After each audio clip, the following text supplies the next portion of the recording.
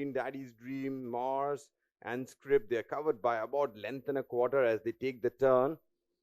And way back in the rear, there was Eastern Empress. As they enter the home straight, they're really racing well within themselves. The pace is not really too hot. As they get into the last 400 meters or so, Daddy's Dream tries to kick away, but going with Daddy's Dream, but drifting out of a straight course, there is Mars. The one who was ridden towards the inside, there was a Script. They got into the last 200 now, and Daddy's Dream kicks on still. Mars under a ride. The one who was gaining on them towards the inside without really knowing that was Script, Daddy's Dream, and Mars. I think on the replay, Script may have got it, but I will wait for the judges to announce the placings for the opening race of the afternoon.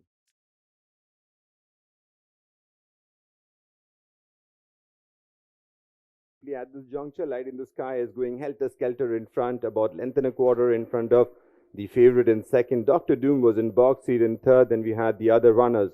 As the field go around the curve and enter the home straight, Light in the Sky tries to kick away from in front, but one on the scene very quickly. There is Southern Lad. As they enter the last 400 meters, given its cue is Southern Lad, and accelerate it does. Suraj Naidu just presses the button and goes about couple of lengths clear on Southern Lad. The one who was pulled out on the outside, there was Dr. Doom, was under a ride. Into the last 200 meters, Suraj was going hands and heels. Just a couple of reminders for good measure to keep it in straight course, and went away from them.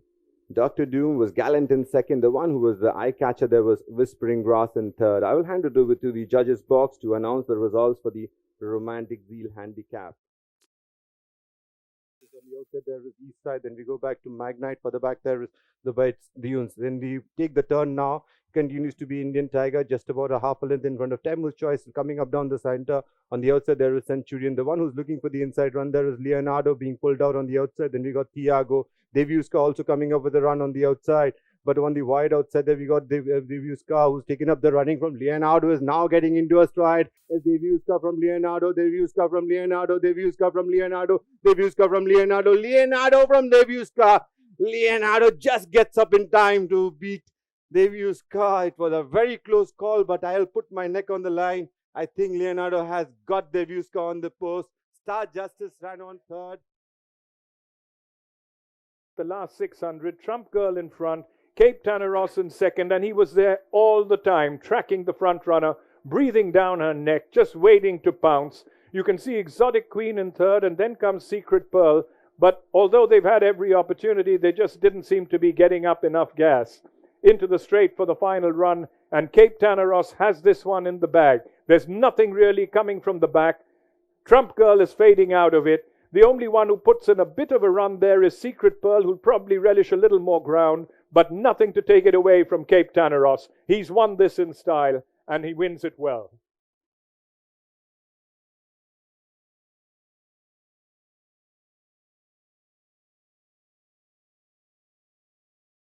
You can see Agnostic, he's still last at this stage, tucked in on the fence, but no panic at all from P. Trevor. He knows exactly what he's traveling on. They straighten up. Mystic Bay, who's led from the start, continues to call it, and at this stage looks like she just might pull off an upset. None of them seem to be coming from the pack, and then Trevor sets Agnostic alike along the rails, getting a dream run, and Agnostic rises to the occasion as he just swoops down on them to win, going away. The first time he's gone a 7 furlong in this company, and my God, he's done it in style. Agnostic wins the Mayfowl Cup.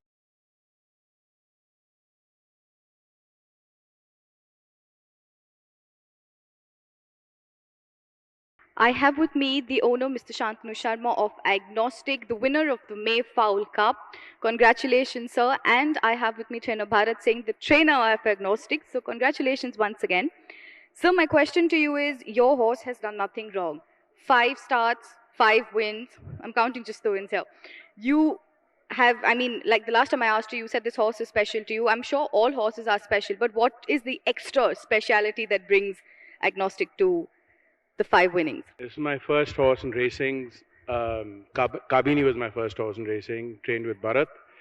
And I bred this horse myself, of course, from Angad's farm and Gurpal's farm. And that's the reason he is special because my first baby that I bred myself, and he's done nothing wrong, and I just can't say enough.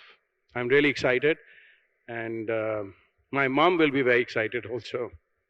Congratulations, sir, once again. Trainer Bharat Singh, like I keep mentioning to you, you know how to keep a horse going. Agnostic is gone 12, 11, and now a 1400. So my question to you is, what do you think is his best distance, or do you think that this is an all-rounder horse? Well, I feel basically last year he'd won the Colts Trial Stakes for me over 1400. He beat Eastwood, who came out and won the Derby subsequent to that. So he's a horse that can go anywhere between 1100 to 1400. Mile gets a little out of his compass, where I tried him last year in the 2000 guineas and he was sitting second right up to the 200-meter marker and he packed up. I didn't want to spoil his distance, so that's why I just kept him to sprinting. And he will remain into between the distances of 5.5, 6, and 7. I don't want to really push him over a mile just to experiment. We've experimented once. We know that he doesn't get the mile. And I'm happy that whatever he's doing well for us. So I'm just keeping him happy. And he's keeping me happy. And my owner, Mr. Shantanu Sharma, also happy. Well, definitely, we wish that Agnostic keeps keeping you happy and you keep him happy in return. And I'm sure Agnostic will always be special to you, sir. So congratulations once again on winning the Mayfowl Cup. Thank you. There you have the replay. Going out very fast in front was Mescal, making the pace here. Chasing that early pace, there was Monteverdi in box seat. As the horses took the turn, entered the home straight. Magneto, who was in last spot as they entered the home straight, had about 8-9 lengths in about on the field. As they entered the home straight, Mescal tries to kick away, but Monteverdi is asked to now accelerate, and accelerate he does. Takes up the running into the last 250 and goes away from this field. As they say, it was all over about the shouting, and Monteverdi, a very easy winner. The one for your notebook perhaps will be Magneto, who came up with a late run on the outside. Perhaps would like the longer trips. That's your top two for the last race of the afternoon.